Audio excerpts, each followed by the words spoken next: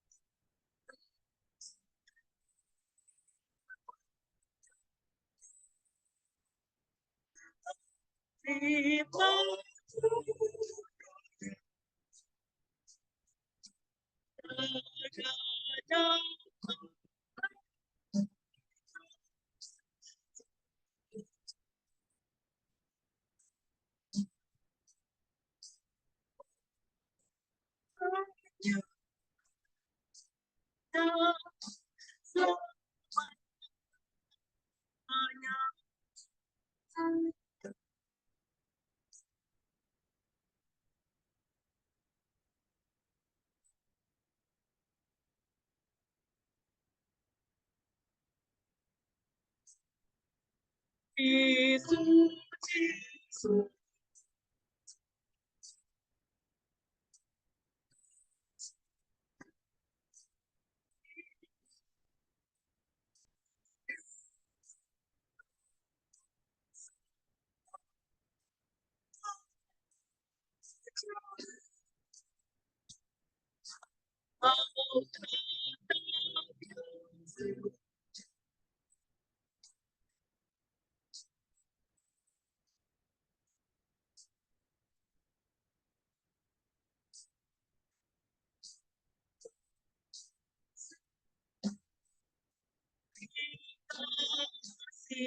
Kau Maha Kuasa.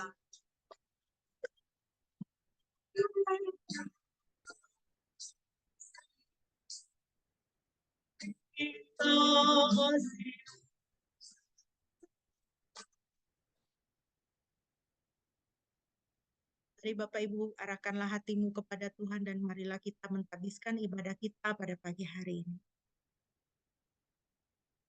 Ibadah kita pada pagi hari ini hanya boleh jadi di dalam nama Tuhan Tritunggal yang Kudus, Bapa, Putra, dan Roh Kudus.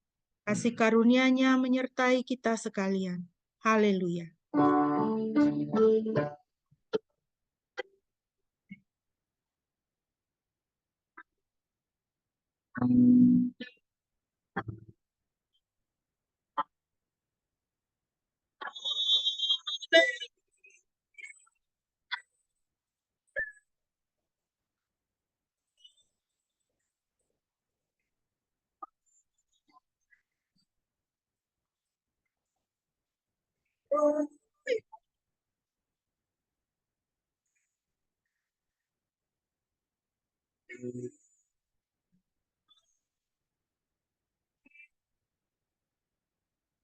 Firman Tuhan yang melandasi ibadah kita pada pagi hari ini terambil dari Filipi 3 ayat 7 dan 8.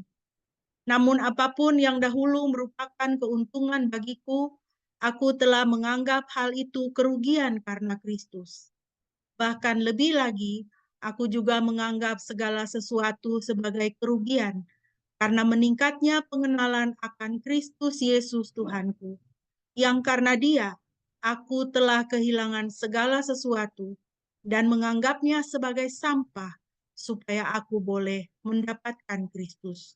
Puji nama Tuhan. Bapak Ibu yang dikasihi Tuhan, ini adalah kesaksian Rasul Paulus setelah dia menjadi anak Tuhan, setelah Kristus menjadi raja di dalam kehidupannya, dan dia boleh menikmati pengampunan dosa dan keselamatan, pengudusan oleh karena karya penebusan Kristus. Apa yang dahulu merupakan keuntungan bagiku, aku telah menganggap hal itu kerugian karena Kristus. Bahkan segala sesuatu dianggapnya sebagai sampah supaya aku boleh mendapatkan Kristus. Biarlah Bapak Ibu ini menjadi kesaksian juga dalam hidup kita sebagai anak-anak Tuhan. Terutama dalam masa-masa minggu-minggu sengsara ini. Kita boleh mengutamakan Kristus di dalam kehidupan kita. Dan segala sesuatu yang lain adalah satu kerugian, adalah sampah. Apakah itu harta, apakah itu segala sesuatu yang mengikat hati kita. Firman Tuhan jelas mengingatkan kepada kita bahwa kita tidak bisa mengabdi kepada dua tuan. Tidak seorang pun bisa mengabdi kepada Tuhan dan sekaligus mengabdi kepada Mammon. Kita lihat akhir-akhir ini begitu banyak orang-orang Kristen yang terjerat hidup di bawah perbudakan Mammon sehingga melakukan banyak kejahatan. Sungguh suatu hal yang sangat menyedihkan. Baiklah kita senantiasa mengingat dan mengutamakan Kristus dalam hidup kita. Pilihlah Kristus, jangan memilih Mammon. Biarlah Mammon itu menjadi sampah di dalam kehidupan kita. Biarlah Mammon itu menjadi satu kerugian di dalam kehidupan kita. Hanya Kristus dan hanya Kristus saja di dalam kehidupan kita. Mari Bapak Ibu kita akan memuji Tuhan. Kita kembali mau menaikkan pujian dari Kidung Jemaat 386. Kita nyanyikan ayat 1 dan ayat yang berikut. Manisnya nama penebus untuk yang beriman. Biarlah dengan pujian ini kita mau mengatakan kepada Tuhan, semakin hari Tuhan, namamu semakin manis di dalam kehidupanku. Mari kita naikkan pujian ini bersama-sama.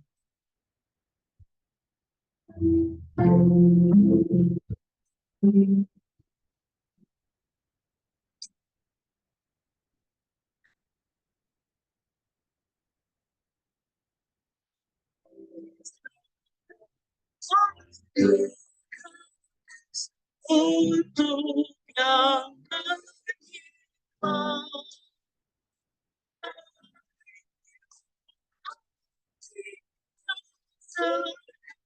yang tak terang.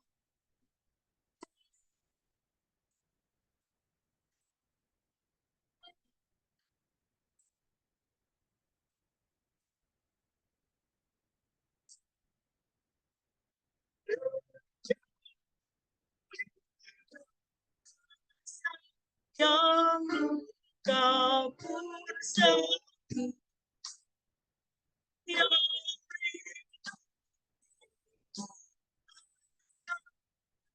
tertawa.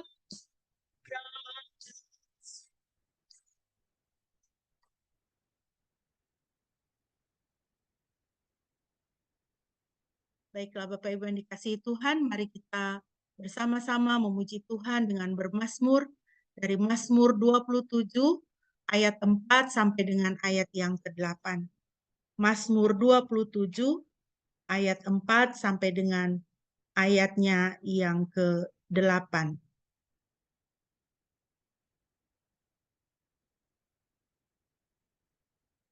Satu hal yang kuinginkan dari Yahweh itulah yang kucari. 27 ayat 4 sampai 8. Satu hal yang kuinginkan dari Yahweh itulah yang kucari, supaya aku tinggal di rumah Yahweh seumur hidupku untuk menyaksikan kemuliaan Yahweh dan mengagumi bait-Nya. Pada masa kesukaran dia melindungi aku dalam rumahnya, dalam persembunyian di kemahnya. Dia mengangkat aku ke atas gunung batu. Dan sekarang tegaklah kepalaku terhadap musuh-musuh di sekelilingku. dan aku akan mempersembahkan kurban sorak-sorai di kediamannya. Aku akan bernyanyi dan bermazmur bagi Yahweh. Dengarkanlah suaraku ya Yahweh, ketika aku berseru dan kasihanilah aku. Jawablah aku. Hatiku setuju denganmu. Carilah wajahku, maka aku akan mencari wajahmu, ya Yahweh. Puji nama Tuhan. Bapak Ibu yang dikasihi Tuhan, bersama-sama dengan pemazmur marilah kita mencari wajah Tuhan. Kita mau berdiam di dalam rumah Tuhan. Kita mau menikmati Tuhan. Karena sungguh Tuhan baik di dalam kehidupan kita. Di dalam masa kesukaran Tuhan menolong kita. Tuhan memelihara hidup kita. Marilah kita lebih bersungguh-sungguh lagi mencari Dia di dalam kehidupan kita. Mari kita akan merenungkan firman Tuhan. Dan untuk mempersiapkan, mari kita menyanyikan pujian dari Kidung Jemaat 27 ayat 1, dan kemudian kita akan menyanyikan versi bahasa Inggrisnya. Meski tak layak diriku, tetapi karena darahmu dan karena kau memanggilku, ku datang Yesus padamu. Mari kita datang kepada Tuhan, karena Dia telah melayakkan kita untuk bersekutu dengan Dia melalui darahnya.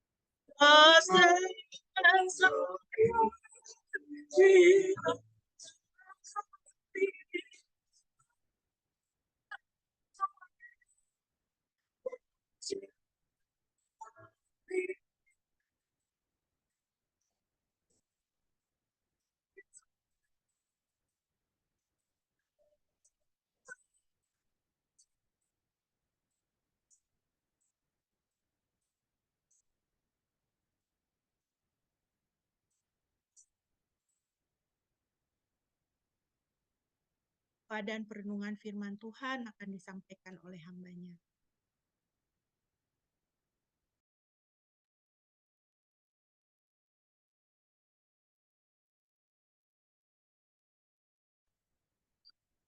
Shalom semua, selamat pagi, selamat hari Minggu.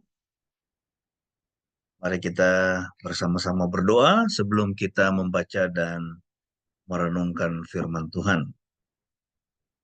Terima kasih untuk pagi ini, kami bersyukur atas hari Sabat yang Tuhan sudah sediakan sehingga kami boleh kembali menghadap Tuhan, menyampaikan rasa syukur kami atas penyertaan-Mu selama 6 hari di belakang. Kami boleh bekerja dengan baik, kami boleh mendapatkan kesehatan, kami boleh mendapatkan rezeki, berkat dari Tuhan. Tuhan juga sudah menyediakan makanan, minuman, tempat tinggal kepada setiap kami, hingga kami boleh hidup sebagaimana kami ada, di dalam kondisi yang baik, sehat, dan penuh dengan sukacita. Terima kasih Tuhan, saat ini kami mau duduk diam di sekitar firman-Mu, kembali merenungkan kebenaran firman-Mu, supaya kami menjadi para pemimpin yang bijaksana, seperti Nehemia. Tuhan berkati kami, bukalah hati dan pikiran kami, mampukan kami untuk menarik pelajaran-pelajaran rohani yang bisa kami terapkan di dalam kehidupan kami sehari-hari melalui firman yang kami renungkan bersama pada pagi ini. Di dalam nama Tuhan Yesus Kristus kami berdoa. Amin. Ya, shalom semua. Kita kembali akan meneruskan dari Nehemia, ya, dari pelajaran kita mengenai Nehemia. Dan hari ini kita masuk di dalam pembahasan Nehemia pasal yang ke-5, ayat yang ke-19. Nehemia 5 ayat 1-19 di bawah topik mengatasi konflik yang ada di dalam, ya, mengatasi konflik yang ada di dalam. Kita akan membuka bagian ini, kemudian nanti kita akan membacanya di sini. Ya, bolehkah saya minta Dr. Sandra bisa membacakan untuk kita Nehemia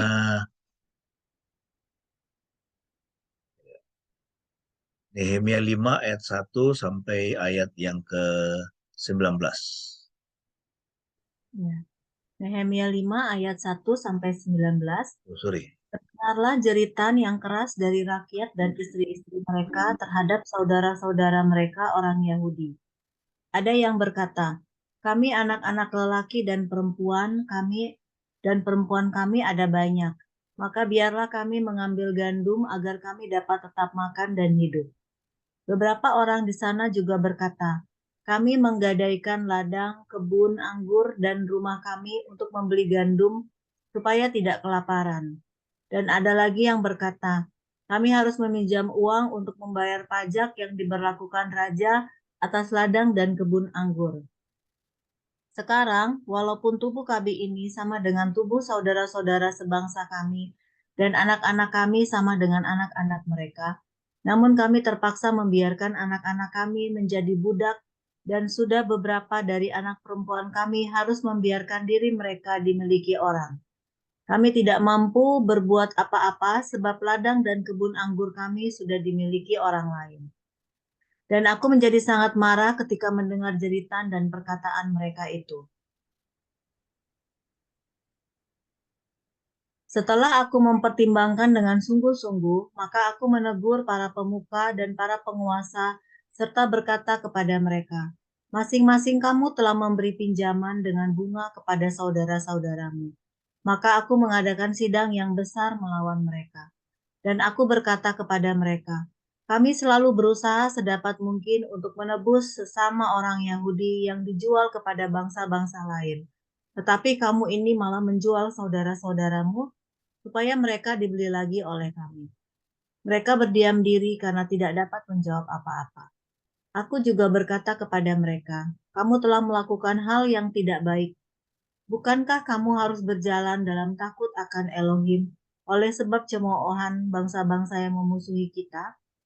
Dan aku bersama saudara-saudaraku serta hamba-hambaku telah meminjamkan uang dan gandum dengan bunga kepada mereka. Aku mohon kepadamu, marilah kita meninggalkan praktik riba ini. Aku mohon kepadamu, kembalikanlah kepada mereka pada hari ini juga ladang mereka, kebun anggur dan kebun zaitun, dan rumah mereka.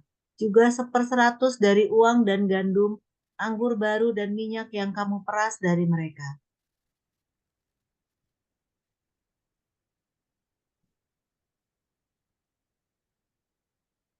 Kemudian saut mereka, kami akan mengembalikannya dan kami tidak akan menuntut apa-apa dari mereka. Demikianlah kami akan melakukan seperti yang engkau katakan. Lalu aku memanggil para imam dan menyuruh mereka bersumpah bahwa mereka akan menepati janji mereka. Juga aku mengebaskan jubahku dan berkata, demikianlah kiranya Elohim mengebaskan setiap orang yang tidak melakukan perkataan ini di rumah dan pekerjaannya. Dan kiranya ia dikebaskan habis dan sia-sia. Dan seluruh umat berkata, Amin, dan memuji Yahweh. Maka umat berbuat sesuai dengan perkataan ini. Sejak hari aku ditunjuk untuk menjadi gubernur di tanah Yehuda, dari tahun ke-20 sampai tahun ke-32 zaman Raja Artasasta, 12 tahun lamanya. Aku dan saudara-saudaraku tidak pernah makan makanan yang menjadi hak gubernur. Namun para gubernur yang terdahulu yang sebelum aku sangat memberatkan beban rakyat dan mengambil dari rakyat makanan dan anggur di samping 40 shikal perak. Bahkan anak buah mereka menguasai rakyat. Tetapi aku tidak berbuat demikian karena takut kepada Elohim.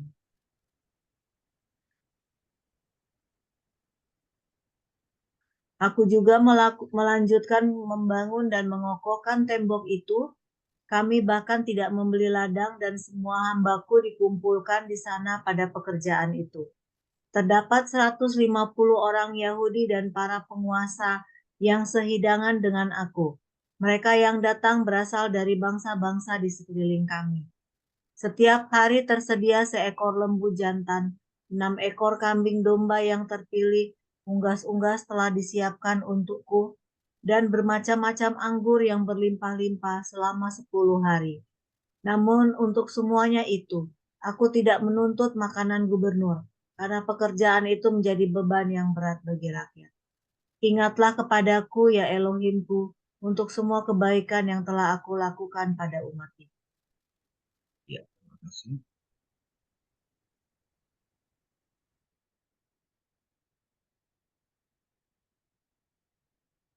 Oke, kita akan masuk di dalam pembahasan ya dengan topik mengatasi konflik yang ada di dalam, ya, mengatasi konflik yang ada di dalam. Nah, kalau kita melihat ke dalam dari apa yang kita baca ya, kita melihat bahwa di dalam hidup kita ini kita pasti akan selalu mengalami konflik, ya pasti ada konflik dengan sesama kita, ya, entah itu orang tua dengan anak, ya, atau anak dan sebaliknya, ya, itu pasti akan ada konflik-konflik yang seperti itu, ya, lalu kemudian antar teman, ya kan, kita ini berapa seminggu 2 minggu ini kita disuguhi dengan berita ya tentang Mario Dendi, ya, yang menghajar mantan pacar itu pacarnya, ya, mantan pacar dari pacarnya, ya, sampai koma itu, ya. Nah, jadi ada konflik-konflik di dalam kehidupan, ya, antar teman, kemudian antar tetangga, ya, kemudian ya tentunya juga dalam pekerjaan, ya, kita mengalami konflik. Nah, di dalam teks kita ini kita melihat bagaimana Nehemia dia mengalami konflik, ya, dia melihat ada konflik di tengah-tengah umat Yehuda, ya. Nah, di tengah-tengah dia sedang memobilisasi penduduk Yehuda, ya, untuk membangun kembali tembok Yerusalem, ya, ada konflik yang sangat miris, ya. Itu sangat miris kalau kita membaca tadi di dalam teks kita ayat yang pertama di situ dikatakan terdengarlah jeritan yang keras dari rakyat dan istri-istri mereka terhadap saudara-saudara mereka orang Yahudi. Ya, terdengarlah jeritan yang keras, ya. Mengapa mereka sampai menjerit dengan keras? Karena mereka merasa bahwa mereka sudah dicurangi. Ya. Mereka merasa bahwa mereka sudah dijahati, ya. Mereka merasa bahwa mereka sudah diperlakukan dengan tidak adil. Ya, oleh apa? Oleh siapa? Oleh orang-orang Yahudi yang kaya. Ya, dan kalau kita melihat di dalam itu kehidupan kita, ya, di dalam berbangsa dan bernegara, ya, itu contohnya misalnya, ya, itu juga kita menemukan ada banyak kejadian-kejadian seperti itu. Ya, orang menjerit dengan keras, mengapa? Karena mereka merasa tidak diperlakukan dengan adil. Ya. Ini bagaimana para buruh kemudian sampai mereka berdemo kan itu kemarin katanya ya di Kementerian Keuangan. Kenapa? Ya, mereka bekerja dengan gaji yang berusaha ditekan seminim-minimnya oleh para pengusahanya, ya toh, itu bos-bos mereka itu. Tapi di sisi yang lain bos-bos itu kemudian apa? Ya, itu mereka, ya jadi bos-bos itu sering sekali yang terjadi adalah mereka harus menyuap itu para, ya itu pejabat-pejabat pajak itu. Ya, mereka harus menyuap supaya apa? Supaya pajaknya itu tidak tinggi. Ya. Nah, dan di sisi yang lain kita melihat pejabat-pejabat ini mereka punya harta yang luar biasa besar. Ya kan? Mengerikan itu. Itu yang ketahuan aja itu. Ya. Itu bapaknya si Mario itu sampai apa? Itu ditemukan uang katanya. Deposit boxnya senilai 37 miliar. Ya, itu yang ketahuan, yang nggak ketahuan. Ada yang katanya disimpan di apa namanya dana itu disimpan di rekening kakaknya, di rekening saudaranya, ya, di rekening orang tuanya, ya kan? Nah, jadi ada orang yang apa itu di negara kita ini yang sedemikian kaya, tapi di sisi yang lain kemudian kita melihat ada orang-orang yang begitu menderita. Ya, untuk hidup saja susah, untuk sekolahkan anak aja susah. Ya, nah, ini kita melihat di sini ada apa? Ada ketidakadilan yang dialami oleh ya orang-orang yang merasa sudah ditindas. Ya, ditindas oleh orang-orang kaya. Ya, itu jangan pikir itu bisnis bank itu bisnis yang apa istilahnya itu baik atau murah hati, nggak. Kadang-kadang ya kita lihat ya mereka kadang-kadang bisa suka-sukanya itu kan. Ya, itu Bu Dokter apa itu beli tanah di Wonosari, ya itu kepada satu ibu, ya Ibu Diah itu namanya. Sorry, bukan Ibu Diah, Ibu Dari, ya kan. Hari Selasa kalau saya nggak salah, Senin apa Selasa itu saya bicara, itu saya bertemu dia dan bicara dengan orang BRI, ya, dan orang BRI itu ya itu kepala BRI yang ada di daerah Ponjong itu mengatakan bahwa oh dia masih kurang itu kalau nggak salah berapa itu 27 atau 37 juta, ya itu hari Selasa.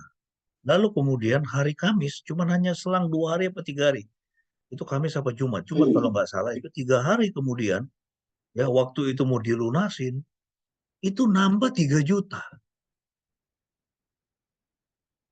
Saya bilang waduh ini bank ini benar-benar penghisap saudara. Ya kalau itu tidak dilakukan itu sertifikatnya tidak bisa ditarik. Ya, jadi kita lihat ya ini banyak orang itu kemudian apa dia hidupnya itu menjadi susah, hidupnya terus-menerus miskin. Kenapa? Karena dia ditindas.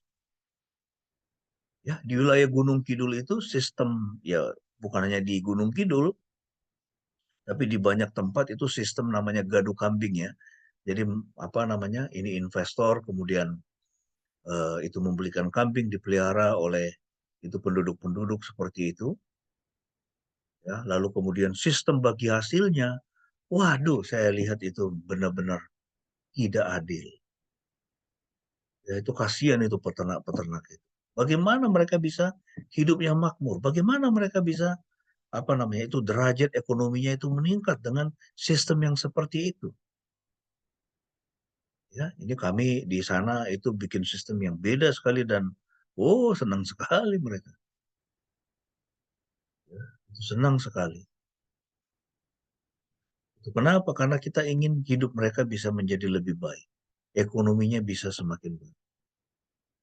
Ya. Nah, jadi ini yang dialami oleh Nehemia, ada konflik ya pada waktu itu di Israel.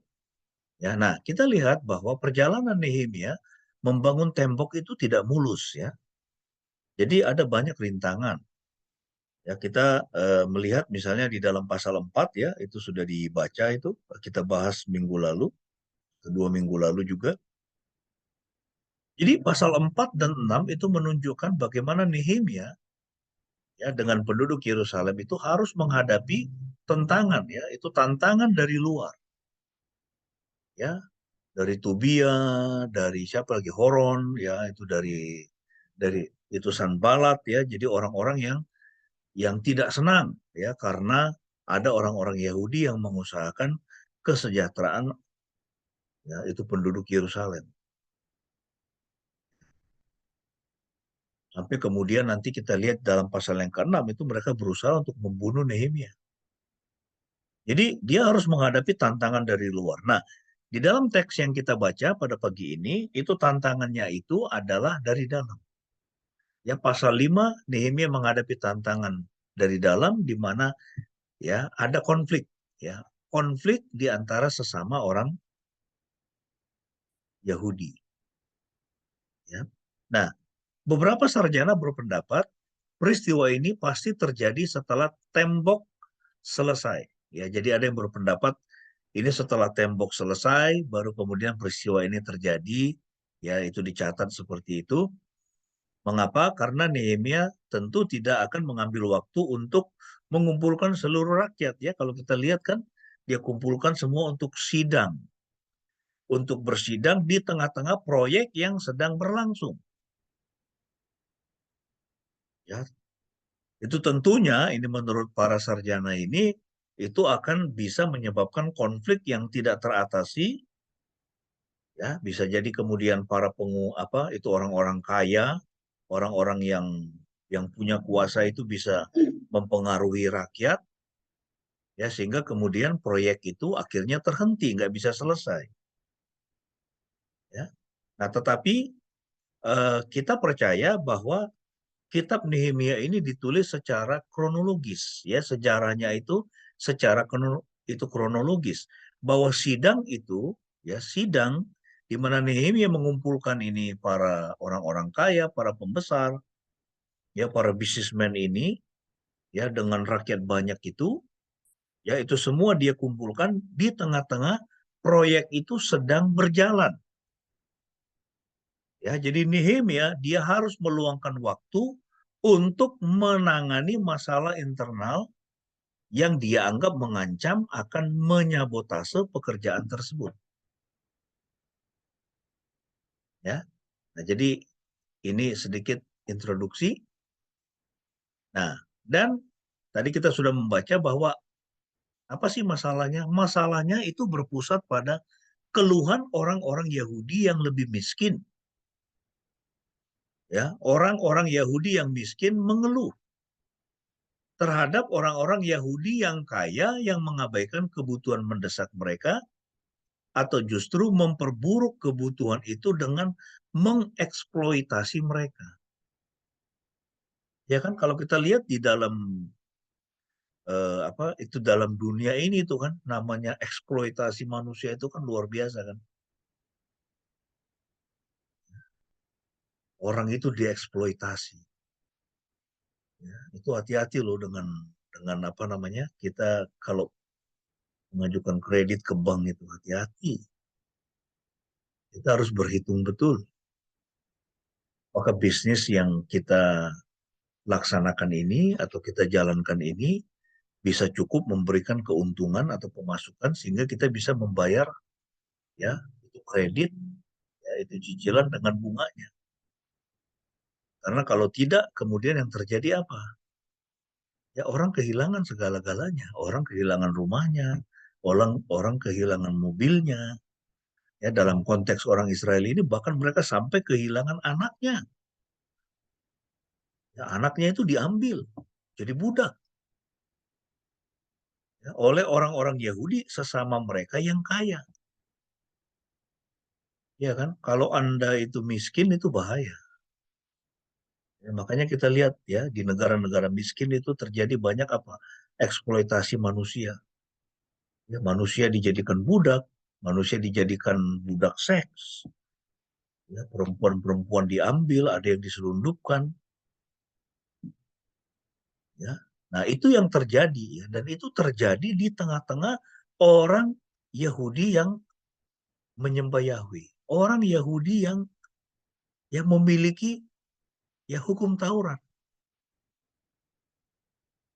Ya, di mana Yahweh sudah memperingatkan ya melalui Nabi Musa bahwa mereka tidak boleh melakukan yang seperti itu.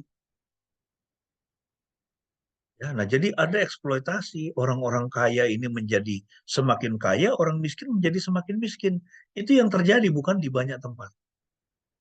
Kita bukannya memberdayakan orang lain supaya hidupnya lebih baik, hidupnya lebih maju, kita justru mengeksploitasi dia. Kita biarkan dia hidupnya ya begitu aja terus, tidak ada perubahan atas kehidupannya. Dan kita tahu bahwa kalau dalam konteks kita misalnya, ya itu cara untuk bisa merubah kehidupan seseorang itu menjadi lebih baik. Salah satunya adalah apa? Pendidikan. Ya, itu pendidikan. Ya, jadi kalau kita mau anak-anak kita itu ya hidupnya bagus, ya itu ke depan itu, maka kita harus support dia dengan pendidikan. Karena pendidikan itu ya pintu untuk dia bisa untuk punya kehidupan yang lebih baik. Ya, nah, jadi ini masalahnya bisa kita lihat di dalam ayat 1 sampai 5. Ya, coba saya bacakan sekali lagi ya.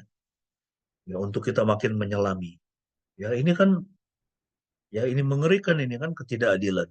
Ya, sehingga di situ dipakai kata jeritan yang keras. Ya, kata keras di situ dalam bahasa Ibrani itu dipakai kata gadol, besar. Terdengarlah jeritan yang keras dari rakyat dan istri-istri mereka terhadap saudara-saudara mereka orang Yahudi. Ya, itu sama seperti dalam dunia kita di Indonesia aja kita lihat. Ada banyak itu jeritan yang keras. Eksploitasi orang kaya terhadap orang miskin. Ini kenapa orang kaya ini dia punya modal. Ya, dia punya modal, dia punya jaringan. Ya, dia punya pendidikan yang lebih tinggi. Dan pendidikan yang lebih tinggi itu dipakai untuk apa? Untuk mengelabui orang lain. Itu kan crazy rich itu kan. Siapa itu kemarin yang lagi ditangkap itu? Kenzo itu. Siapa? Wahyu Kenzo ya, kalau nggak salah namanya. 9 triliun itu dia tipu. 25.000 orang dia tipu. Senilai 9 triliun. Ada Indra Kents, Dodi Salmanan, macam-macam. Ya, penipuan-penipuan. Anda pikir mereka itu orang bodoh? Enggak, itu orang pintar. Ya, itu orang pintar, tetapi otaknya tidak, hatinya tidak diisi dengan, ya itu dengan takut akan Tuhan. Ya, kemudian sehingga apa? Dia mengelabui orang lain. Bernard Madoff di Amerika, itu juga sama. Ya, miliar-miliar dolar orang kehilangan uangnya. Eksploitasi. Jadi orang-orang kaya, orang-orang pintar, kemudian mengeksploitasi, menipu daya orang lain. Ada yang berkata, kami anak-anak lelaki dan perempuan kami ada banyak. Maka biarlah kami mengambil gandum agar kami dapat tetap makan dan hidup. Ini masalah hidup dan mati ini kan. Ya, ini masalah hidup dan mati. Ya, soal makanan ini sekarang. Mereka tidak punya makanan. Kami, anak-anak lelaki dan perempuan kami ada banyak. Maka biarlah kami mengambil gandum agar kami dapat tetap makan dan hidup. Ini hanya untuk kebutuhan makan saja mereka kesulitan. Beberapa orang di sana juga berkata, kami menggadaikan ladang, kebun anggur dan rumah kami untuk membeli gandum supaya tidak kelaparan. Nah itu kan, ladangnya, kebun anggurnya, ya itu kan alat produksi kan itu, ya sumber penghasilan kan itu, ya itu mata pencarian. Kemudian rumahnya, sampai rumahnya, tempat tinggalnya digadaikan, ya untuk membeli gandum supaya mereka tidak kelaparan. Ya kalau di sana itu yang ditanam gandum ya, bukan padi ya. Dan ada lagi yang berkata, kami harus meminjam uang untuk membayar pajak yang diberlakukan raja atas ladang dan kebun anggur. Ya, ini pajak, saudara. Kami harus meminjam uang untuk membayar pajak. Sampai untuk membayar pajak mereka harus minjem. Karena apa? Nggak punya penghasilan. Tidak cukup duitnya untuk membayar pajak. Ya, makanya Anda bisa ngerti kan kenapa buru-buru itu marah itu. Mereka berdemo ke Departemen Keuangan itu. Ya, itu mengapa kemudian sampai ketua NU menyerukan gak usah bayar pajak. Wah, itu mengerikan. Sri Mulyani udah ketakutan itu sampai itu mendatangi ketua NU. Itu kalau diboykot itu orang itu nggak bayar pajak, itu kalau diboykot, ini negara mau dibangun pakai apa? Itu karyawan-karya apa? Itu pegawai-pegawai negeri itu dapat gajinya dari mana? Itu kan semua dari pajak. Ya, jalan-jalan yang rusak diperbaiki dari mana? Dari pajak. Tapi gara-gara ulah oknum-oknum pajak ini, saudara, yang mengerikan sekali. Ingat dulu kasus Gayus Tambunan itu. Ya, Rafael itu cuma eselon 3. Gayus itu nggak ada eselonnya. Bisa punya uang sampai 100 miliar lebih itu. Itu yang ketahuan. Seperti apa ini negara ini? Ngeri, saudara. Ya, sehingga orang-orang miskin dan orang-orang yang paling berat hidupnya itu kan ya para buruh kan. Mereka marah, ngapain kami bayar pajak nih? Nah, kita kembali ke dalam teks kita ini, kita lihat ini. Ya, mereka sampai harus meminjam uang untuk membayar pajak yang diperlakukan raja atas ladang dan kebun anggur. Ladang dan kebun anggurnya dipajakin, dan itu lebih tinggi daripada apa yang bisa dihasilkan oleh ladang dan kebun anggurnya. Ngeri kan itu? Ya, ini kesewenang-wenangan ini. Kemudian ayat 5. Sekarang walaupun tubuh kami ini sama dengan tubuh saudara-saudara sebangsa kami, dan anak-anak kami sama dengan anak-anak mereka, namun kami terpaksa membiarkan anak-anak kami menjadi budak. Dan sudah beberapa dari anak perempuan kami harus membiarkan diri mereka dimiliki orang.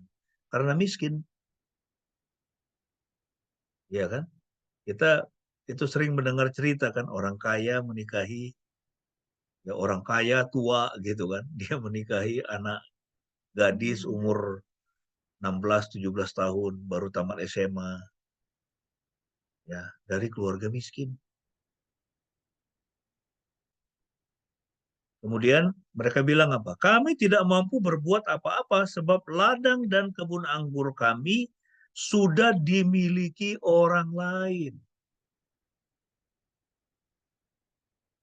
Ya, ini ketidakadilan, saudara. Dan kita tahu bahwa ketidakadilan ini pun sedang terjadi di negara kita. Dan di banyak bangsa, di banyak negara, banyak ketidakadilan. Ya, itu kapitalisme itu kan, itu begitu kan. Orang kaya semakin kaya, orang bisa kaya sekaya-kayanya.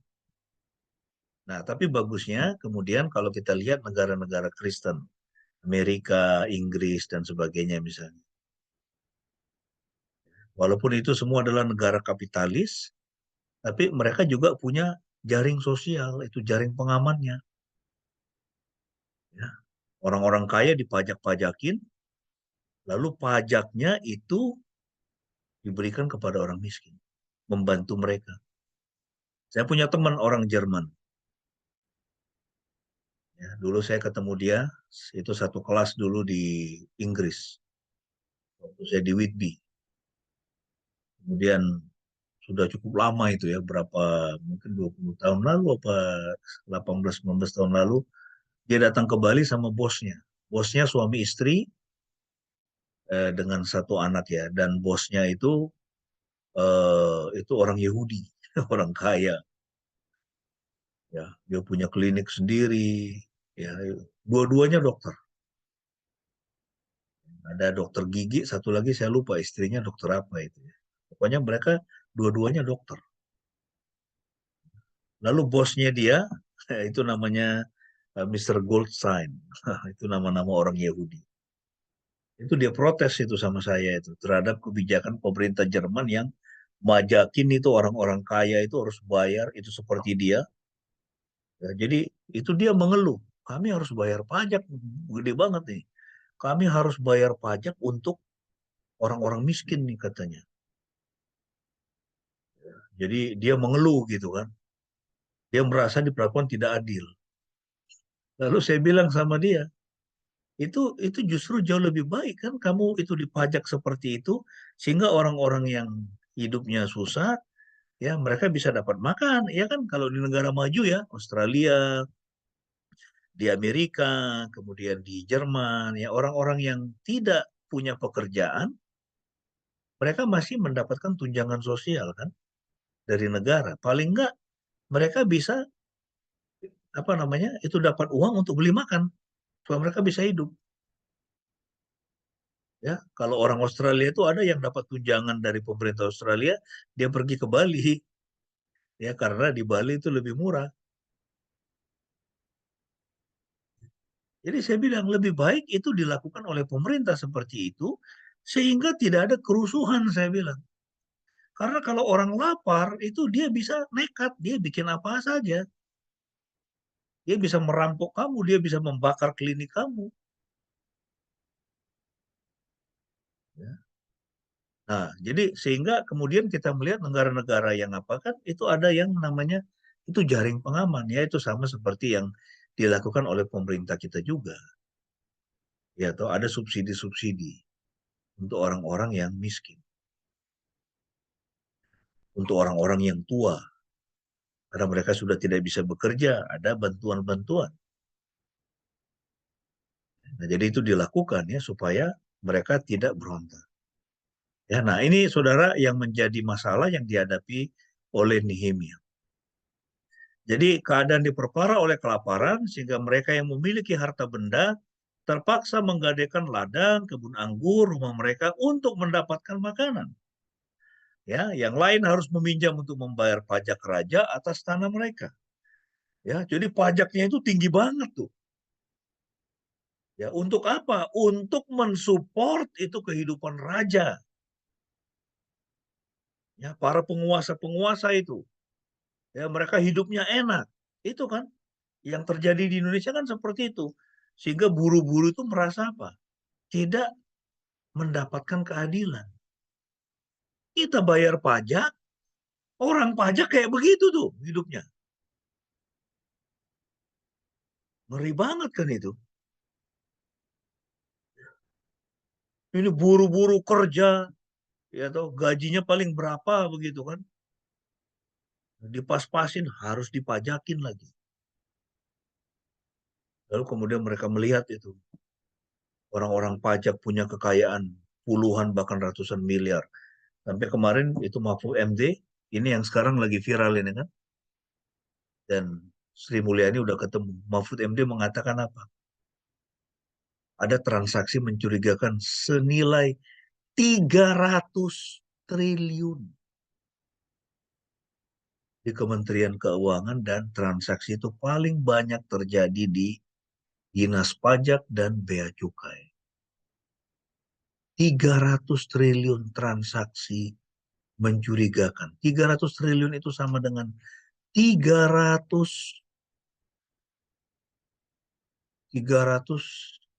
ribu miliar ya. 300 ribu miliar, saudara. Itu bisa bangun macam-macam itu. 300 triliun.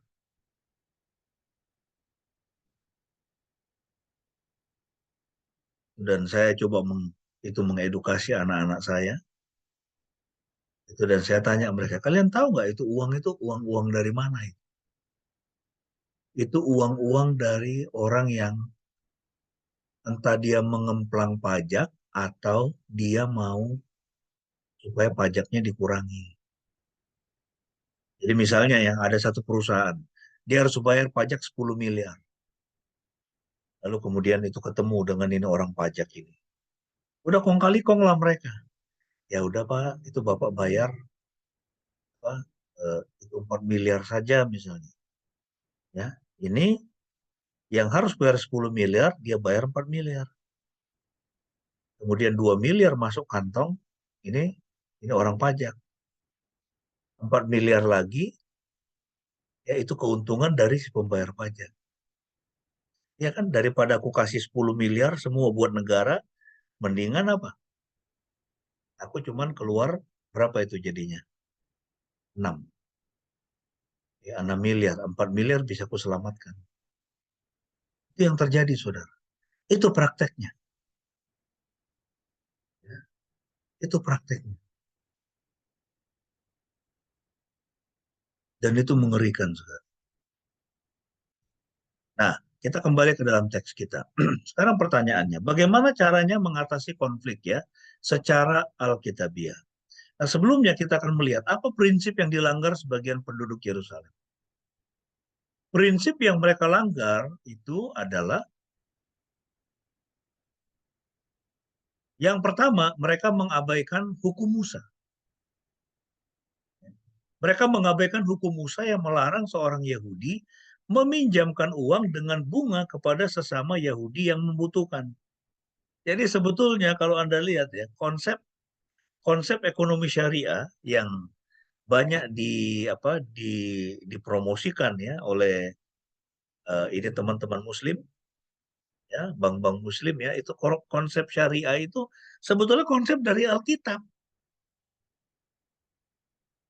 Ya, hukum Musa itu melarang seorang Yahudi meminjamkan uang dengan bunga kepada sesama Yahudi yang membutuhkan. Jadi kalau ada orang Yahudi yang membutuhkan, pinjam ya pinjam, nanti dikembalikan ya segitu aja berdasarkan perjanjian mau berapa lama. Tapi untuk supaya bank-bank syariah itu dia bisa lebih menarik orang untuk menabung di situ, konsepnya kemudian jadi apa? Bagi hasil. Ya, itu bagi hasil. Ya, ini kami juga seperti itu. Ya, kita menyalurkan kambing kepada jemaat-jemaat, lalu kemudian bagi hasil. Bukannya kita kemudian harus misalnya apa? Apalagi ini kan barang hidup ya. Kalau mati itu gimana itu? Kalau mati ya sudah saya bilang. Ya, yang penting usahakan sebaik-baiknya dipelihara. Nah, nanti itu semakin berkembang, ya, lalu nanti kita bagi hasil saja. Tapi untuk porsi terbesar 80% untuk mereka, kita cuma ambil 20%. Wah, itu kaget semua. Orang-orang di Gunung Kidul itu kaget. Kita cuma 20% itu dari harga penjualan utuh loh. Ya, biasanya itu pembagiannya 60-40 itu dari itu selisih, itu dari keuntungan, itu penjualan. Misalnya harga kambing itu 1 juta, waktu dipelihara kemudian dia jadi 2 juta, lalu 1 juta dibagi 2. 60% untuk yang memelihara, 40% untuk yang investor. Yang 1 juta masuk ke investor. Kita tidak bikin seperti itu. Karena kita ingin memberdayakan. Kemudian orang Yahudi yang lebih kaya tidak hanya memungut bunga 100 bagian ya atau 12% per tahun, tetapi mereka juga mengambil anak-anak Yahudi sebagai budak ya, sebagai jaminan pinjaman. Nah ini ngeri kan ini. Mereka menjadi apa ini? Pengusaha yang tidak berperasaan. Ini mafia ini.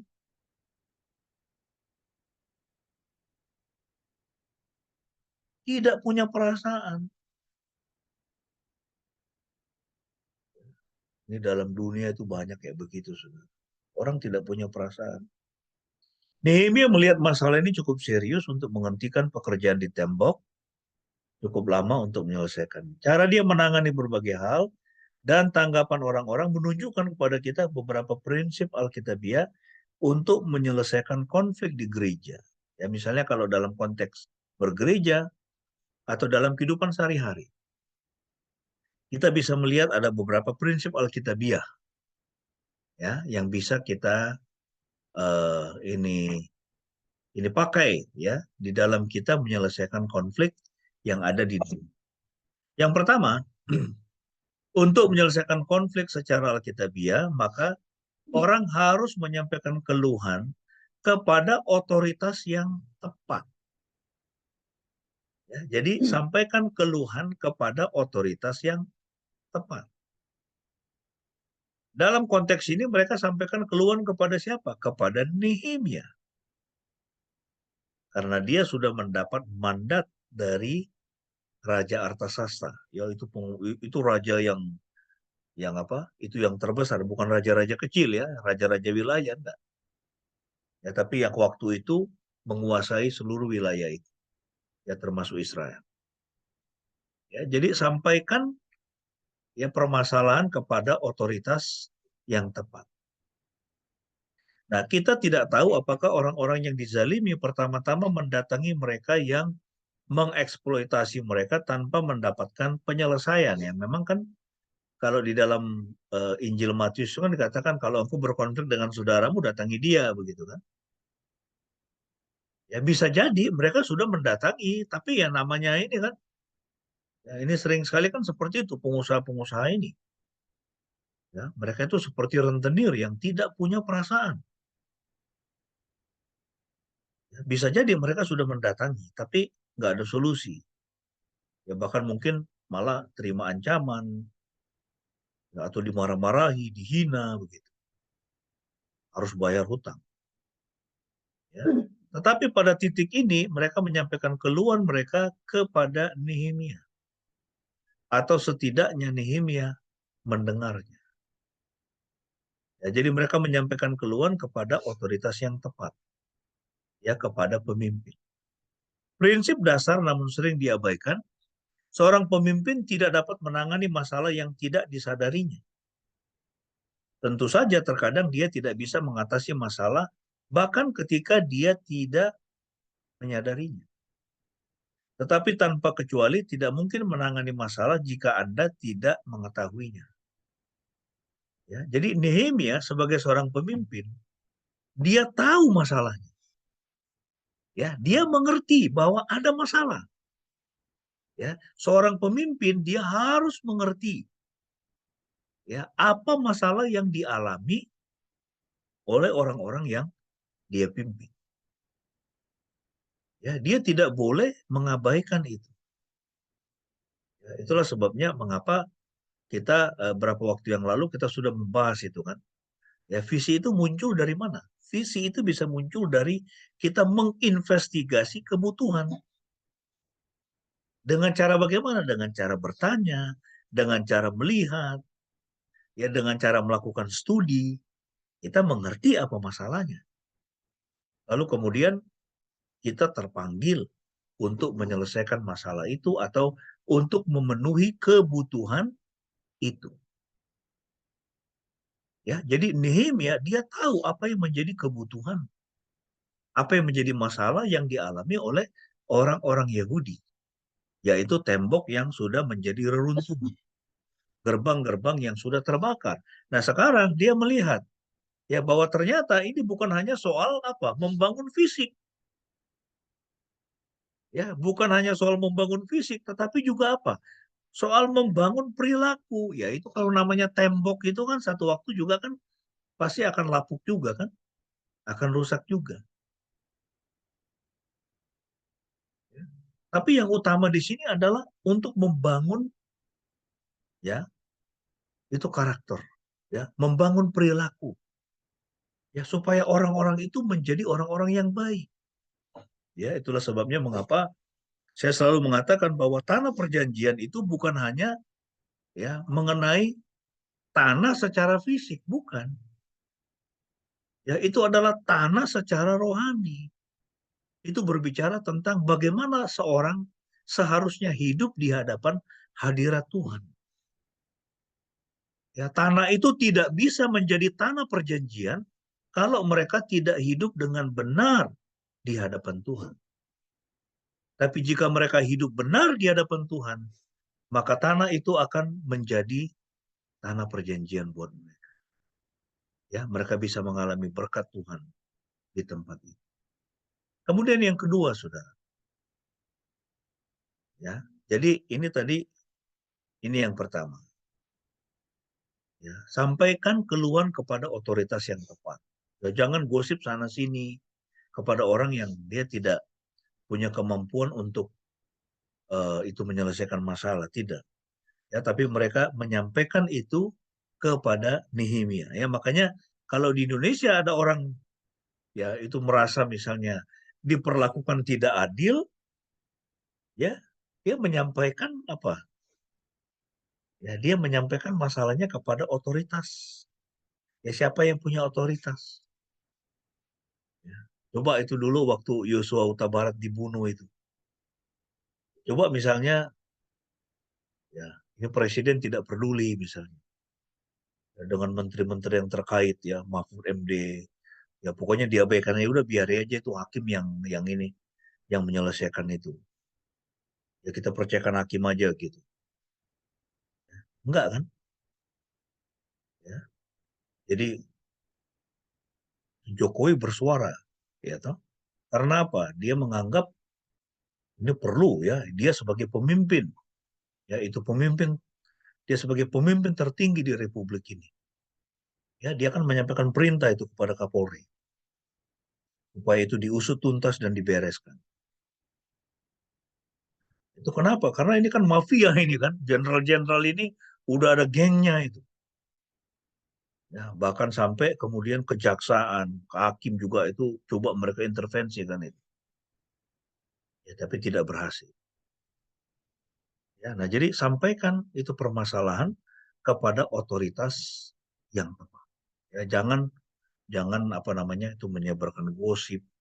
Ya, jangan coba mencari itu solusi dari orang yang tidak punya otoritas. Ya kita harus cari solusi kepada orang yang memiliki otoritas. Ya itu yang pertama. Kemudian yang kedua, untuk menyelesaikan konflik secara alkitabiah, pemimpin harus menangani keluhan dengan cara yang alkitabiah. Ya, untuk menyelesaikan konflik secara alkitabiah, pemimpin harus menangani keluhan dengan cara yang alkitabiah. Nah, kita lihat di sini apa sikap Nehemia terhadap ketidakadilan dan bagaimana cara dia menanganinya. Kalau Anda lihat di dalam ayat yang ke-6, ya, ini adalah marah yang benar ya, ini marah yang kudus. Dikatakan, dan aku menjadi sangat marah ketika mendengar jeritan dan perkataan mereka ini. Ya, kalau kita melihat ada ketidakadilan terjadi di sekeliling kita, dan kita bersikap masa bodoh, kita nggak bisa jadi pemimpin.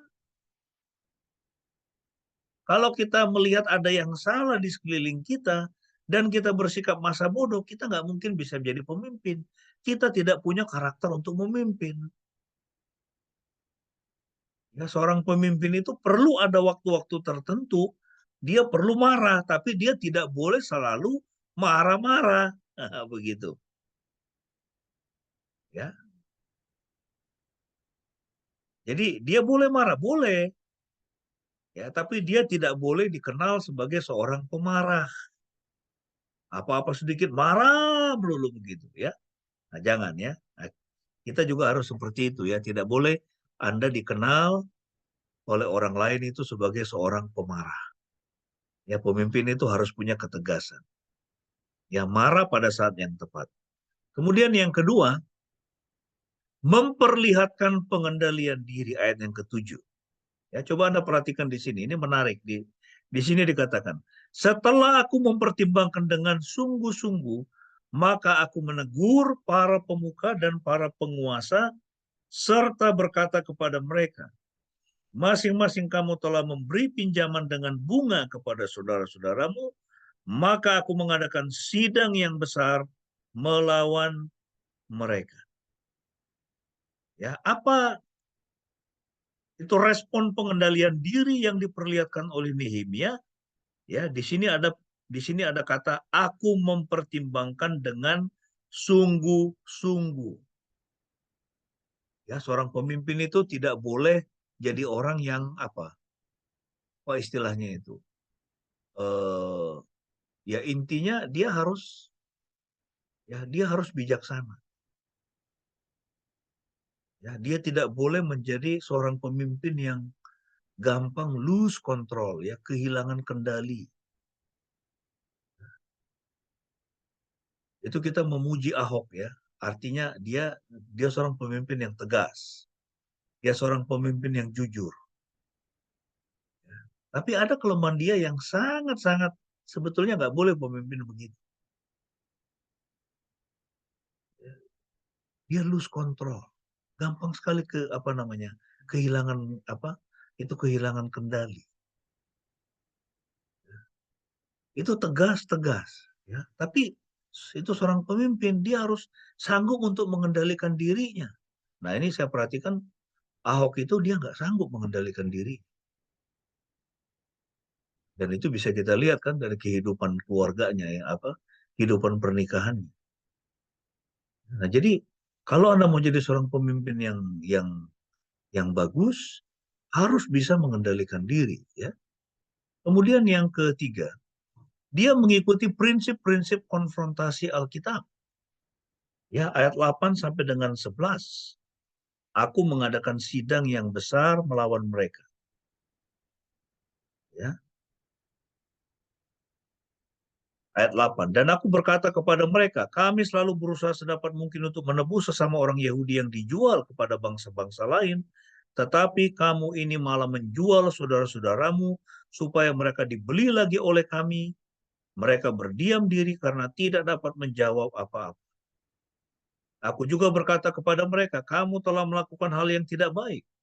Bukankah kamu harus berjalan dalam takut akan Elohim oleh sebab cemoohan bangsa-bangsa yang memusuhi kita? Dan aku bersama saudara-saudaraku serta hamba-hambaku telah meminjamkan uang dan gandum dengan bunga kepada mereka. Aku mohon kepadamu, marilah kita meninggalkan praktik riba ini. Aku mohon kepadamu, kembalikanlah kepada mereka pada hari ini juga ladang mereka, kebun anggur dan kebun zaitun, dan rumah mereka juga 1/100 dari uang dan gandum, anggur baru dan minyak yang kamu peras dari mereka. Ya, ini pengusaha-pengusaha yang memeras ini. Nah, jadi kita bisa melihat di sini dia mengikuti prinsip-prinsip konfrontasi Alkitab. Ya, dari konfrontasi pribadi ke konfrontasi Alkitabiah, dia bersidang. Ya, dia membawa mereka atau dia membawa kasus ini kepada publik. Ya. Kemudian kita juga melihat di dalam ayat yang ke-8, Nehemia memperlihatkan teladan pribadi keilahian. Ya, Nehemia mengeluarkan uangnya sendiri untuk menebus. Wah, ini luar biasa ayat 8 ini. Ya, dia bilang, kami selalu berusaha sedapat mungkin untuk menebus sesama orang Yahudi yang dijual kepada bangsa-bangsa lain. Tetapi kamu ini malah menjual saudara-saudaramu supaya mereka dibeli lagi oleh kami. Konyol banget kan itu. Ya, nah inilah kita lihat teladan pribadi dari seorang pemimpin. Ya, ini Nehemia dia mengeluarkan uangnya sendiri supaya apa? Ya, demi kesejahteraan orang-orang yang sudah diperbudak itu supaya mereka bisa dibeli lagi. Ya, seorang pemimpin itu harus mau berkorban. Iya kan? Itu seperti Yesus. Ya, dia adalah pemimpin. Ya, itu pemimpin dari segala pemimpin. Pemimpin terbesar kita. Dia adalah Tuhan dan Juru Selamat kita. Itu kenapa? Karena dia sudah menebus kita dengan nyawanya sendiri. Dia sudah membeli kita. Dia sudah membayar lunas kita. Sehingga kita bisa menjadi anak-anak Tuhan. Sehingga kita bisa diselamatkan. Supaya itu sehingga surga itu menjadi satu kepastian tempat yang akan itu kita tuju. Ya, seorang pemimpin itu harus mau berkorban. Ya, nggak bisa itu kita mau jadi pemimpin tapi kita nggak mau berkorban. Kita minta orang-orang yang kita pimpin berkorban untuk kita melarikan diri. Iya kan?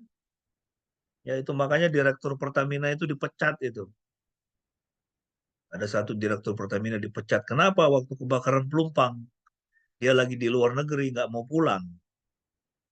Dipecat dia sama Erick Thohir.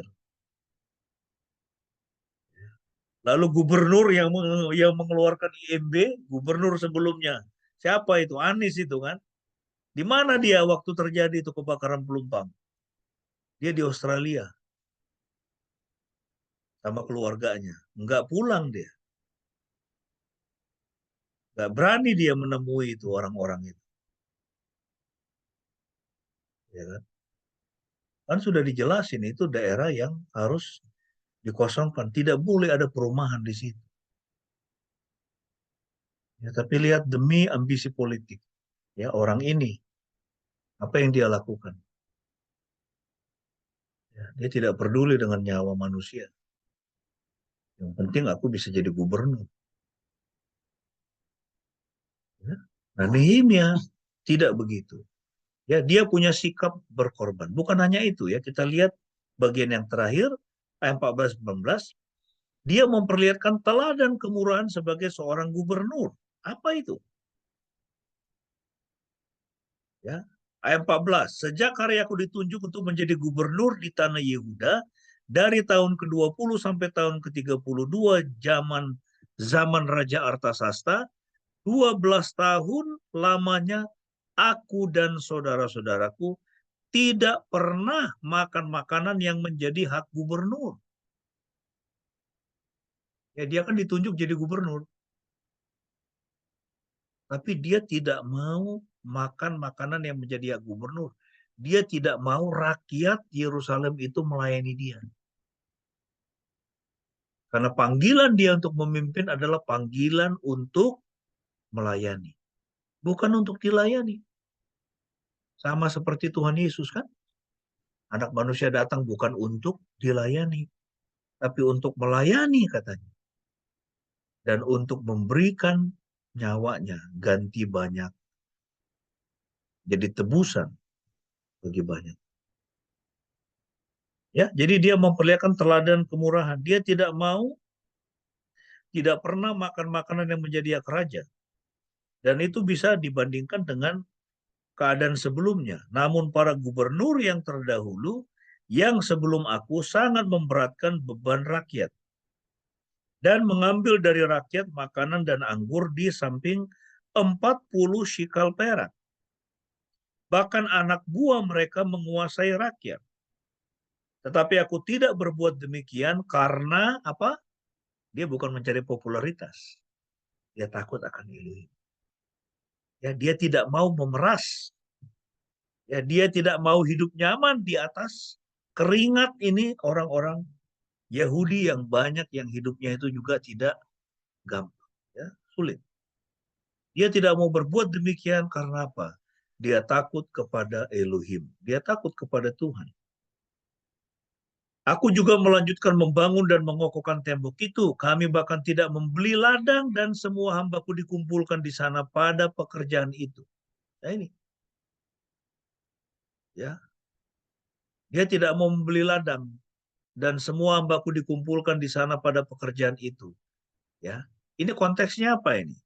Jadi Anda bisa bayangkan ketika tembok itu sudah selesai dibangun, maka itu menjadi daerah yang bagaimana? Daerah yang bagus atau daerah yang jelek? Tempat untuk investasi yang bagus atau jelek? Tempat untuk investasi yang bagus kan? Ya kan? Itu sama seperti IKN. Ya kan? Kalau tidak dibangun ibu kota di situ, ya itu kan hutan itu kan. Ya, dulunya kan hutan itu, sekarang udah mulai pembangunan itu. Sekarang harga tanah gila-gilaan nggak? Gila-gilaan. Itu apa YIA? Apa itu bandara? Ya, itu harga tanah jadi naik nggak? Naik. Jadi mahal nggak? Jadi sangat mahal. Ya, sehingga kemudian apa? Orang yang punya duit, dia berlomba-lomba dia beli. Karena apa? Dia tahu, wah, ini prospeknya bagus. Tapi Nehemia tidak begitu. Ya, coba kita belajar dari Nehemia. Ya, kami tidak membeli ladang dan semua hambaku dikumpulkan di sana pada pekerjaan itu. Dia tidak mau apa? Memanfaatkan, ya itu dia kan ngerti kan hitungan-hitungan ekonomi begitu. Ya, kalau itu udah dibangun temboknya, wah, itu jadi daerah yang mahal. Ya udah, sebelum itu kita beli dulu tanahnya. Ya, sehingga nanti setelah itu udah dibangun, ya kita bisa bangun real estate yang mahal sekali di situ. Ya, dia tidak mau melakukan itu, saudara. Ya, terdapat 150 orang Yahudi dan para penguasa yang seidangan dengan aku, mereka yang datang berasal dari bangsa-bangsa di sekeliling kami. Setiap hari tersedia seekor lembu jantan, 6 ekor kambing domba yang terpilih, unggas-unggas telah disiapkan untukku, dan bermacam-macam anggur yang berlimpah-limpah selama 10 hari. Namun untuk semuanya itu aku tidak menuntut makanan gubernur, karena pekerjaan itu menjadi beban yang berat bagi rakyat. Ya, jadi dia tidak mau dilayani, dia terpanggil untuk melayani, sehingga kita melihat Nehemia memperlihatkan teladan kemurahan sebagai seorang gubernur. Ya. Kemudian yang keenam, dia berkomitmen pada pekerjaan, bukan pada pemenuhan ambisi pribadi atau kelompok, yaitu tadi. Ya, dia tahu itu akan jadi daerah yang mahal. Ya. Untuk kota Yerusalem setelah tembok itu dibangun, itu jadi daerah yang mahal. Ya, tapi dia tidak mau memanfaatkan itu untuk memenuhi ambisi pribadi, untuk keuntungan pribadi. Ya, Nehemia belajar untuk mencukupkan dirinya dengan apa yang ada padanya. Ya, kita hati-hati ya dalam hidup ini. Ya, kita juga perlu ya itu mengajarkan kepada anak-anak kita supaya apa? Ya, mereka belajar mencukupkan diri dengan apa yang ada pada mereka. Ya, supaya kalaupun Tuhan berkati mereka ya dengan gaji yang tinggi, ya ajari mereka untuk apa? Tetap hidup sederhana, tetap belajar berbagi. Ya, itu kenapa? Kalau kita sudah meninggalkan dunia ini, saudara, ya sepeser pun dari apa yang kita miliki, entah itu uang kita, sepotong pun, ya itu sepotong batu pun dari rumah, itu sekalipun kita membangun rumah yang sedemikian megah, itu seperti kepala bea cukai di Makassar, itu rumahnya kayak istana itu. Kalau kita sudah meninggalkan dunia ini, kita tidak terhubung bahkan dengan sepotong batu kecil pun yang ada pada bangunan yang kita bangun. Semuanya menjadi bersifat spiritual. Makanya Tuhan Yesus mengatakan, jangan kamu mengumpulkan harta di bumi, ngengat dan karat merusakkannya. Pencuri mencuri serta membongkarnya. Kumpulkan bagimu harta di surga. Ngengat dan karat tidak akan merusakkannya. Pencuri tidak mencuri atau Bagian yang terakhir, ya, untuk menyelesaikan konflik secara alkitabiah, maka orang harus bersedia tunduk kepada Tuhan, kepada firman-Nya, dan kepada para pemimpin yang saleh. Ya, ini sering sekali yang terjadi. Ini ada satu masalah kan? Dalam gereja misalnya. Jemaat lari ketika ditegur. Ya, anak-anak kemudian berontak sama orang tua, nggak mau dengar ketika dinasihat. Dan itu ada bahaya juga kan Nehemia itu kan. Ya, yang dia tegur ini siapa ini? Ini orang-orang yang berpengaruh, orang-orang kaya, para pengusaha ini. Ya, itu bisa terjadi bahwa kemudian ya itu pembangunan tembok itu terhalang ya kalau mereka memboikot dan bisa mempengaruhi orang-orang yang ada di bawah itu kekuasaan mereka. Ya, tapi saya pikir mereka juga melihat kehidupan Nehemia kan. Dia melihat teladan Nehemia. Ya, dia seorang pemimpin yang saleh. Mereka bisa melihat bahwa apa? Ini waktu ini orang-orang yang sudah menindas saudaranya miskin-miskin ini. Waktu mereka melihat Nehemia, dia melihat apa? Mereka melihat ketulusan. Ya, mereka melihat seorang pemimpin yang tulus. Tulus ingin berbuat baik kepada penduduk Yerusalem. Tulus ingin memberdayakan hidup orang lain. Dan kalau kita itu tulus, maka ketika kita menegur orang, orang bisa kemudian apa? Hatinya tersentuh. Iya kan? Mereka terdiam. Mereka menjadi malu. Kemudian apa? Mereka bilang apa? Ya, mereka bilang di dalam ayat yang ke 12, ya ini dia. Kemudian saut mereka, kami akan mengembalikannya. Dan kami tidak akan menuntut apa-apa dari mereka. Demikianlah kami akan melakukan seperti yang engkau katakan. Lalu aku memanggil para imam dan menyuruh mereka bersumpah bahwa mereka akan menepati janji mereka. Juga aku akan mengebaskan jubahku dan berkata, demikianlah kiranya Elohim mengebaskan setiap orang yang tidak melakukan perkataan ini di rumah dan pekerjaannya. Dan kiranya ia dikebaskan habis dan sia-sia. Dan seluruh umat berkata amin dan memuji Yahweh, maka umat berbuat sesuai dengan perkataan ini. Ya, jadi seorang pemimpin yang tulus, seorang pemimpin yang dia memimpin bukan untuk memenuhi ambisi pribadinya. Maka ketika dia memberikan nasihat, ketika dia menegur, orang yang ditegur itu bisa apa? Percaya. Itu percaya bahwa itu ketika kita ditegur pendeta kita, ya kita mau dengar-dengaran. Kenapa? Ini pendeta saya bukan orang yang sedang memanipulasi saya atau sedang mengeksploitasi saya. Ada banyak kan yang seperti itu kan? Pendeta-pendeta atau gereja yang mengeksploitasi jemaat. Pemimpin yang mengeksploitasi rakyat yang dia pimpin. Tapi Nehemia tidak demikian. Ya, jadi karena Nehemia tunduk kepada Tuhan, tunduk kepada firman Tuhan, maka orang-orang yang dia pimpin pun, ya, ketika mereka melakukan kesalahan, mereka tidak lari ketika ditegur. Mereka mau bertobat. Ya, dan Nehemia menuntut para orang kaya untuk melaksanakan janji mereka dan mereka bersedia. Demikian firman Tuhan, saudara, pada pagi hari ini. Kita sudah membahas sampai dengan Nehemia pasal yang kelima. Ya, itu bagaimana cara menyelesaikan konflik yang ada di dalam. Kiranya firman Tuhan menjadi berkat untuk kita semua. Kita akan menaikkan doa syafaat.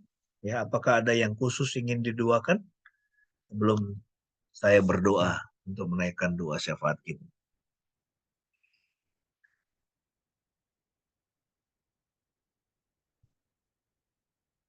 Ya, kalau tidak ada, mari kita menaikkan doa syafaat kita. Tuhan, terima kasih untuk firman-Mu. Kami bersyukur boleh belajar dari Nehemia. Bagaimana cara menyelesaikan konflik secara alkitabiah. Nehemia kembali kepada firman Tuhan. Dan juga Nehemia memperlihatkan bahwa dia seorang pemimpin yang peduli. Seorang pemimpin yang tidak memiliki ambisi pribadi. Seorang pemimpin yang rela berkorban. Seorang pemimpin yang punya niatan untuk mensejahterakan orang-orang yang dia pimpin. Ya Tuhan, kami semua adalah para pemimpin. Di dalam rumah tangga kami, terhadap anak-anak, kami adalah para pemimpin. Di tempat kami bekerja, dengan dalam hubungan dengan sesama pekerja yang lain, atau dengan karyawan kami adalah para pemimpin. Dan sebagai pemimpin, kami tidak akan pernah luput dari mengalami konflik-konflik. Ada konflik-konflik yang terjadi. Dan melalui firman Tuhan kami boleh belajar bagaimana cara menyelesaikan konflik secara alkitabiah. Ya Tuhan, jadikanlah setiap anak-anak-Mu di tempat ini yang mengikuti kebenaran firman Tuhan. Biarlah Tuhan, Engkau jadikan kami pemimpin seperti Nehemia, yang dapat menyelesaikan pekerjaannya dengan baik, karena dia takut akan Tuhan, dan menjalankan prinsip-prinsip kebenaran firman Tuhan. Terima kasih Bapa. Kami mau menaikkan doa syafaat kami, berdoa bagi bangsa kami, berkati dengan limpah pemimpin kami dari pusat sampai daerah. Berikan hikmat, kebijaksanaan, supaya dapat mensejahterakan bangsa ini. Kami berdoa bagi para pemimpin gereja yang ada di Indonesia. Tuhan berkatilah supaya gereja Tuhan tetap menyuarakan suara kenabian, tetap menjadi saluran berkat bagi sesama siapapun mereka dari latar belakang suku agama apapun. Biarlah anak-anak Tuhan, gereja Tuhan di seluruh Indonesia menjadi berkat bagi sesamanya. Kami boleh menolong, mengangkat derajat kehidupan orang-orang yang ada di sekitar kami. Kami berdoa ya Tuhan, untuk keluarga kami masing-masing, kiranya Tuhan memberkati suami kami, istri kami, anak-anak kami, orang tua kami dalam masa tua mereka. Berkatilah dengan limpah. Kalau ada yang belum diselamatkan, Tuhan Engkau selamatkan mereka. Kami berdoa juga saat ini untuk pekerjaan kami masing-masing. Berkati pekerjaan kami supaya apa yang kami pegang boleh berhasil. Begitupun anak-anak kami yang masih studi. Berkatilah studinya Tuhan, supaya mereka menjadi anak-anak yang berhasil dengan studinya, dan melalui ilmu yang mereka miliki, hidup mereka akan dipakai untuk memuliakan Tuhan. Bukan dipakai untuk menghajar orang lain, bukan dipakai untuk mencelakakan orang lain. Tapi biarlah semua anak-anak kami di dalam lindungan dan berkat-Mu, dan mereka menjadi berkat bagi sesama. Terima kasih Tuhan Yesus. Kami bersyukur atas firman-Mu.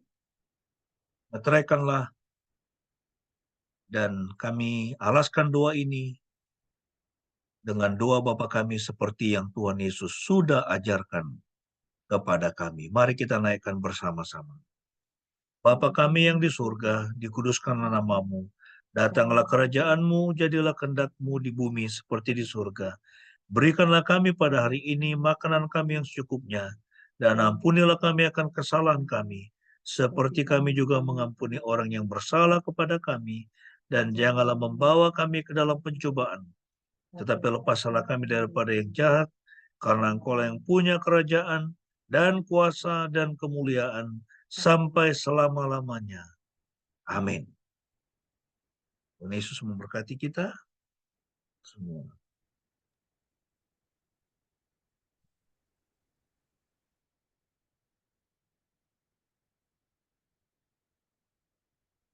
Bapak Ibu yang dikasihi Tuhan, mari bersama-sama kita mengucapkan pengakuan iman kita di hadapan Tuhan, dan sesama marilah kita berkata demikian. Aku percaya kepada Yahweh Bapa yang Maha Kuasa, Khalik langit dan bumi, dan kepada Yesus Kristus, anaknya yang tunggal Tuhan kita, yang dikandung dari Roh Kudus, lahir dari anak darah Maria, yang menderita sengsara di bawah pemerintahan Pontius Pilatus, disalibkan, mati, dan dikuburkan, turun ke dalam kerajaan maut.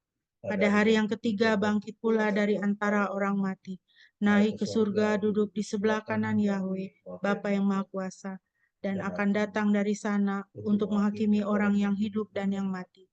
Aku percaya kepada Roh Kudus, gereja yang kudus dan am, persekutuan orang kudus, pengampunan dosa, kebangkitan orang mati, dan hidup yang kekal. Amin. Mari Bapak Ibu, kita akan mengakhiri ibadah kita pada pagi hari ini. Kita mau kembali memuji Tuhan dari Kidung Jemaat 27. Kita nyanyikan ayat yang keempat dan versi bahasa Inggrisnya. Sebagaimana adaku celaka, buta, dan keluh, segala apa yang perlu kudapat dalam dirimu. Kita mau memasuki minggu yang baru di hadapan kita. Kita mau katakan kepada Tuhan, segala apa yang perlu kudapat dalam dirimu. Tuhanlah yang menjadi penyedia dan pemelihara kita. Tuhanlah yang senantiasa akan menyertai dan memberkati kita. Mari kita naikkan pujian ini bersama-sama, sebagaimana adaku celaka, buta, dan keluh. Bahasa Indonesianya dulu, baru bahasa Inggrisnya.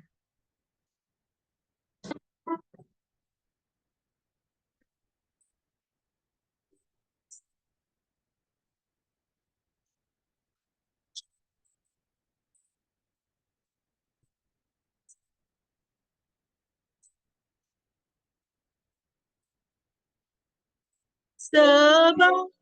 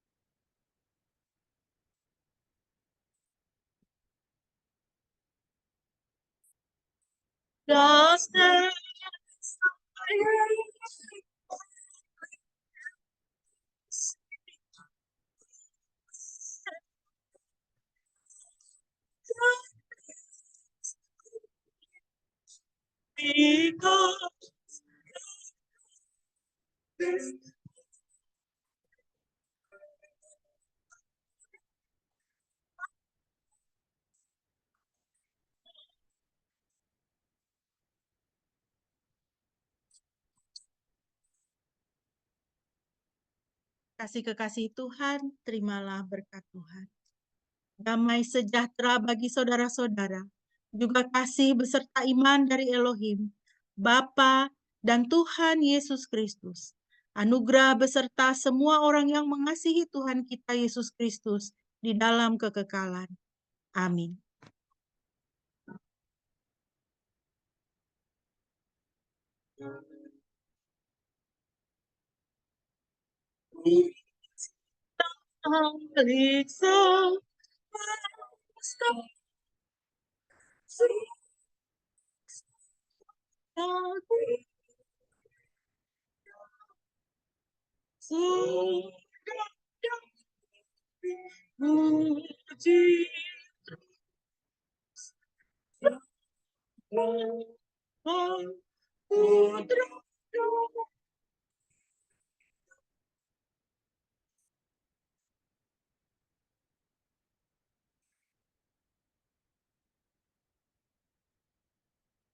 Mari kita bersaat teduh.